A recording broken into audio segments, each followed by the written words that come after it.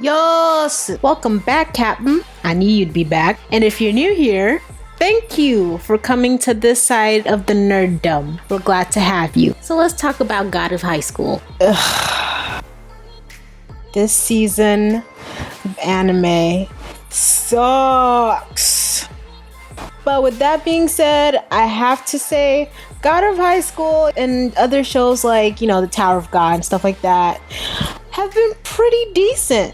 I mean, it's not up to like Demon Slayer or Dr. Stone level good, but it's enough to work with. It's enough to get me through the season. Now, because I know what kind of a place YouTube and the interweb can be. Y'all so mean. It's hard waking up every day and still being fucking ugly. They ask you how you are, you just have to say that you're fine when you're not really fine. Before you kill me in those comments, I will add, I understand the implications of the Rona and the impacts that it probably has on the anime industry, along with the fact that the anime industry itself is growing at a quite quick pace.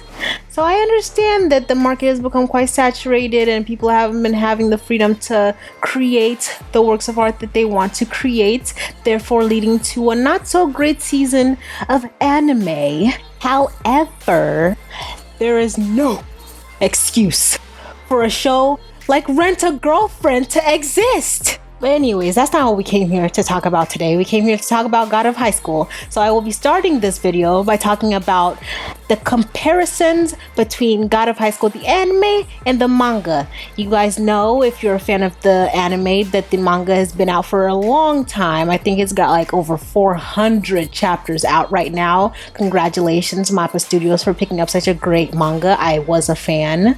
So let's talk about the pros of why the anime is doing such a good job. So one of the main things you'll notice in this show, even in the manga actually, is how amazing the animation quality is.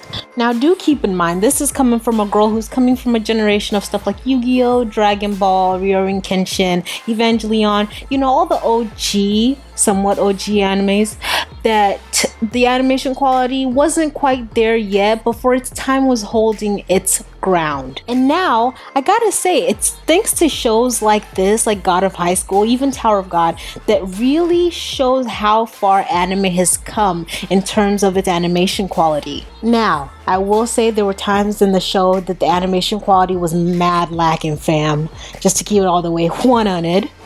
And I'm prepared to give them the benefit of the doubt, Sometimes this is done on purpose to show a shift in tone. Like Courage the Cowardly Dog. If you know, you know. That creepy scene with the slab. Oh my gosh, if you don't know what I'm talking about, congratulations, your childhood was saved. But for shows like God of High School, when they do that different animation style, I get that they're trying to convey a shift in tone, a more high energy, serious type of vibe. Lots of animes do this. But what the hell is that? They straight up Control-Alt-Deleted old dude's face though. All I'm saying is, don't destroy people's faces. My next point is on the consistency with the character expositions from the manga to the anime.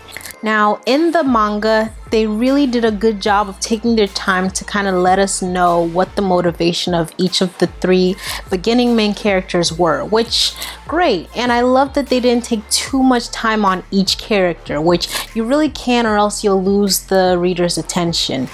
But once they got to the anime, where did all of that go? It's like every character just somehow got up and decided they were gonna make something their life's goal from thin air, from dusk. Why? Like, don't get me wrong, they still tied it together well enough in the anime that we weren't totally and completely lost, but like, fam, they always do this. I really should have learned my lesson from the last episode of reading the manga first. I never learned.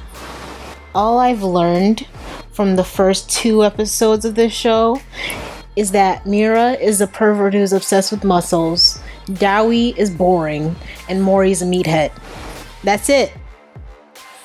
That's sorry to insult your favorites. But it's like, I swear, the characters always end up so much more well fleshed out in the manga than in the anime. And you see this across most, if not all, manga to anime adaptations. But in all seriousness, I can appreciate the amount of time and effort Mappa Studios put into this project. I genuinely enjoyed watching how each character had their own skill set that they excelled in. You see these types of anime or even manga, you'll see a character that's so great at this one thing, and because they're just so great at that, they completely fall through on other things. And that's really not the case with this show. Each character or each main character has their area of expertise, but that doesn't mean they're just completely useless in everything else, which I can definitely appreciate. And I just love that they don't drown on and on and on about these flashbacks and everybody's backstories. And it's like, no, just get in, get out, back to the present, here we go on with the story. Perfect, love it. My last point is the character development of a lot of the people in the show. Now, I see the development of characters like Mira, and it's already branching from the manga so much, and I can't deal with this again. Do not turn this girl into a Sakura. Don't do it, Mappa. We don't want it. Now, I get that maybe they want to go for a slightly more wholesome look, you know, because the whole thing with Mira was that she wanted to marry some guy who was going to be able to continue on her family craft of sword fighting.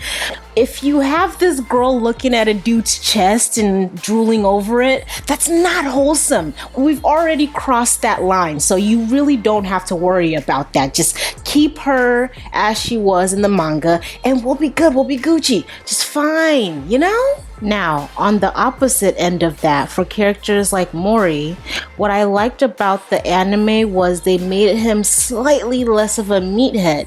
But the only reason that happened was because they didn't show all the scenes where he was super obsessed with fighting and didn't even want to engage in any human interactions that didn't involve fighting. Which of course just made him come across as just not good. Right? Which in many ways this ended up being a double-edged sword, because in all attempts to take away the parts that made Mira look not that great and made him look like a total fighting obsessed dude, they ended up siphoning out his backstory, the parts of him that made him look the most authentic. Now, I know before I said that I appreciated the fact the backstories and the flashbacks were short and simple, and I really appreciated that, but there's a middle ground here, you know? Like, they just took one extreme and completely ran all the way to the other side of the field to another extreme. Like, that's not what we're looking for here. There's a middle ground, a balance. I would think, at least for the protagonist, they would have enough of a backstory that we would kind of sympathize with him and understand the reason why he does the stuff that he does. You know, I know that there's like technically 3 protagonists here. At least for now, give us a main one to follow, and then let us follow him on that journey and know everything that he has been through and what he needs to get through properly. And as for Dowie, man, they dragged his backstory on. To me, at least, you know, maybe it's because he wasn't my favorite character in the manga, but they really just, they didn't need to do all that. So I was slightly grateful that we heard damn near nada from him. However, this could also just be a curse in disguise. Maybe we're not hearing very much now, and then as the anime progresses, he'll end up coming to the forefront and becoming one of the bigger characters where we just have to know everything about him. Which, you know what? I'm not even tripping. I would be cool with that as long as they don't fill 50,000 freaking episodes with his backstory. Do you, fam? Do you?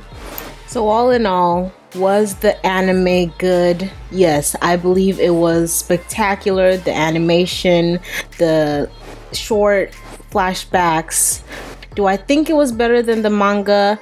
I think it was in its own lane. I think it did things that the manga didn't do, and it didn't do things that the manga did. So was it better?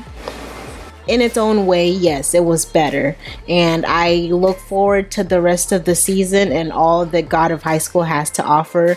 Thank you guys so much for tuning in to watch this video. Thank you for watching me or listening to me complain about an anime that y'all probably don't even know too well like that. But I appreciate y'all.